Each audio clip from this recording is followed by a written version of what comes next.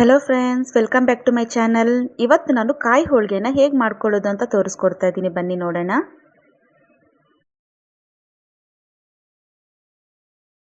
ಮೊದಲಿಗೆ ನಾನು ಇಲ್ಲಿ ಮೈದಾ ಹಿಟ್ಟನ್ನ ಜರಡಿನ ಇಟ್ಕೊಳ್ತಾ ಇದ್ದೀನಿ. ನಾನಿಲ್ಲಿ 4 ಕಪ್ಪಷ್ಟು ಮೈದಾ ಹಿಟ್ಟನ್ನ ತೊಗೊಂಡಿದ್ದೀನಿ.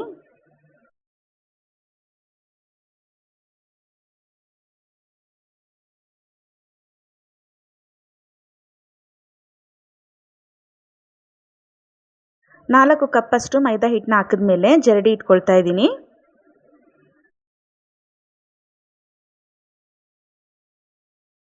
ಮೈದಾ ಹಿಟ್ಟಿಗೆ ಈಗ 1 ಟೇಬಲ್ ಸ್ಪೂನ್ ಅಷ್ಟು ಎಣ್ಣೆನ ಹಾಕ್ಕೊಳ್ತಾ ಇದ್ದೀನಿ. ಎಣ್ಣೆ ಹಾಕಿದ್ಮೇಲೆ ಒಂದ್ಸಲ ಮಿಕ್ಸ್ ಮಾಡ್ಕೊಳ್ಳಿ. ಸ್ವಲ್ಪನೇ ನೀರನ್ನ ಸೇರಿಸ್ಕೊಂಡು ಹಿಟ್ಟನ್ನ ಕಲಿಸ್ಕೋಬೇಕು.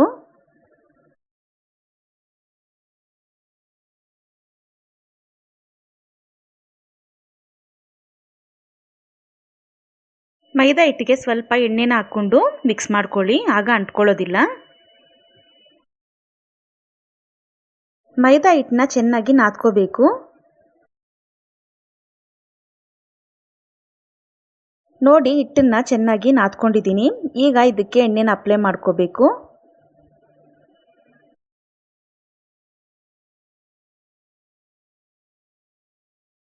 ಹಿಟ್ಟಿನ ಮೇಲೆ ಚೆನ್ನಾಗಿ ಎಣ್ಣೆನ ಸವರ್ಕೋಬೇಕು.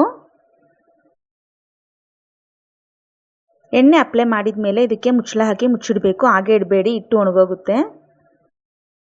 ಮಿಕ್ಸಿ ಜಾರು ತೊಗೊಂಡಿದ್ದೀನಿ. ಅದರಲ್ಲಿ 2 ಕಪ್ಪಷ್ಟು ತೆಂಗಿನ ತುರಿನ ಹಾಕ್ಕೊಳ್ತಾ ಇದ್ದೀನಿ. ನಾನಿಲ್ಲಿ ಟೋಟಲ್ ಆಗಿ 4 ಕಪ್ಪಷ್ಟು ತೆಂಗಿನ ತುರಿನ ತೊಗೊಂಡಿದ್ದೀನಿ. ತೆಂಗಿನ ತುರಿ ಜೊತೆಗೇನೆ 3 ಏಲಕ್ಕಿನ ಹಾಕ್ಕೊಳ್ತಾ ಇದ್ದೀನಿ. ಹಾಗೆ ಸ್ವಲ್ಪ ನೀರನ್ನ ಸೇರಿಸ್ಕೊಂಡು ಇದನ್ನು ಫೈನ್ ಪೇಸ್ಟ್ ಆಗಿ ರುಬ್ಕೋಬೇಕು. ತುಂಬ ನೀರನ್ನ ಹಾಕ್ಕೊಂಡು ರುಬ್ಕೋಬಾರ್ದು, ಮತ್ತೆ ನೀರಾಗೋಗುತ್ತೆ. ನೋಡಿ, ಈ ರೀತಿಯಾಗಿ ರುಬ್ಕೊಂಡ್ರೆ ಸಾಕು.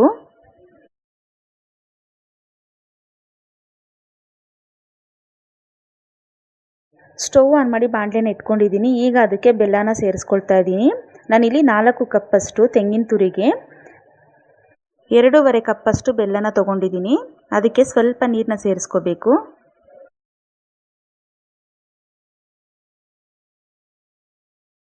ನೀರು ಹಾಕಿದ್ಮೇಲೆ ಒಂದ್ಸಲ ಚೆನ್ನಾಗಿ ಮಿಕ್ಸ್ ಮಾಡ್ಕೊಳ್ಳಿ.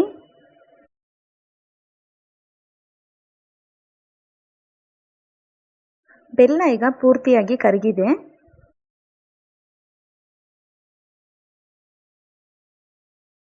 ಈಗ ಮಿಕ್ಸಿಯಲ್ಲಿ ರುಬ್ಬಿಟ್ಕೊಂಡಿರೋ ತೆಂಗಿನ ತುರಿ ಪೇಸ್ಟ್ನ ಹಾಕ್ಕೊಳ್ತಾ ಇದ್ದೀನಿ.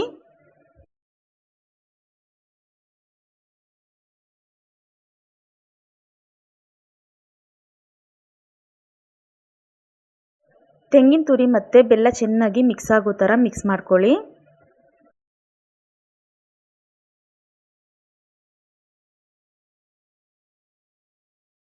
ನೋಡಿ, ಈ ರೀತಿ ಬರೋವರೆಗೂ ನಾವು ಸ್ಟವ್ ಮೇಲೆ ಇಟ್ಕೊಂಡು ಗಟ್ಟಿ ಮಾಡ್ಕೋಬೇಕು. ಇದು ಕರೆಕ್ಟ್ ಆದ ಕನ್ಸಿಸ್ಟೆನ್ಸಿ. ನೋಡಿ, ಸ್ವಲ್ಪ ಕೈಯಲ್ಲಿ ತೆಗೆದು ನೋಡಿದಾಗ ಈ ರೀತಿಯಾಗಿ ಬಾಲ್ ಥರ ಬರಬೇಕು. ಆಗ ಕರೆಕ್ಟಾಗಿರುತ್ತೆ ಹೂರ್ಣ ಅನ್ನೋದು. ಮೈದಾ ಹಿಟ್ಟನ್ನು ಚೆನ್ನಾಗಿ ನೆಂದಿದೆ. ಈಗ ಚಿಕ್ಕ ಬಾಲ್ ಥರ ಎತ್ಕೋಬೇಕು ಈ ರೀತಿಯಾಗಿ.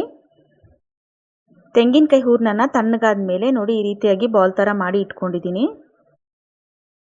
ನಾನಿಲ್ಲಿ ಬಟರ್ ಪೇಪರ್ ಶೀಟ್ ತೊಗೊಂಡಿದ್ದೀನಿ. ನೀವು ಬೇಕಾದರೆ ಎಣ್ಣೆ ಪ್ಯಾಕೆಟಲ್ಲೇ ಮಾಡ್ಕೋಬೋದು.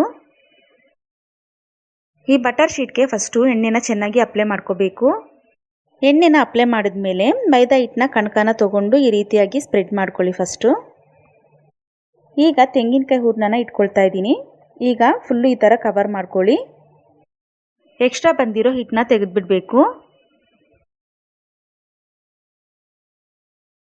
ಈಗ ಒಬ್ಬಟ್ಟನ್ನ ತಟ್ಕೋಬೇಕು. ಸ್ವಲ್ಪ ಎಣ್ಣೆ ಹಾಕ್ಕೊಂಡು ಒಬ್ಬಟ್ಟನ್ನ ತಟ್ಕೊಳ್ತಾ ಇದ್ದೀನಿ. ಕೈಯಲ್ಲಿ ಆಗಲ್ಲ ಅನ್ನೋರು ಲಟ್ಟಣಿಗೆಯಿಂದನೂ ಲಟ್ಟಿಸ್ಕೋಬೋದು. ಈ ರೀತಿಯಾಗಿ ಒಬ್ಬಟ್ಟನ್ನ ತಟ್ಕೊಂಡಿದ್ದೀನಿ. ಸ್ಟವ್ ಆನ್ ಮಾಡಿಕೊಂಡು ಹೆಂಚನ್ನ ಇಟ್ಕೊಂಡಿದ್ದೆ. ಹೆಂಚೀಗ ಕಾದಿದೆ. ಈಗ ತಟ್ಕೊಂಡಿರೋ ಒಬ್ಬಟ್ಟನ್ನ ಹಾಕ್ಕೊಳ್ತಾ ಇದ್ದೀನಿ. 1 ಸ್ಪೂನ್ ಅಷ್ಟು ಎಣ್ಣೆನ ಹಾಕ್ಕೊಳ್ತಾ ಇದ್ದೀನಿ.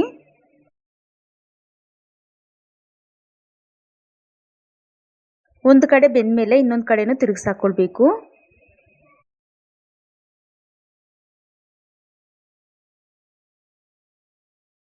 ಎರಡು ಕಡೆನೂ ಚೆನ್ನಾಗಿ ಬೇಯಿಸ್ಕೋಬೇಕು.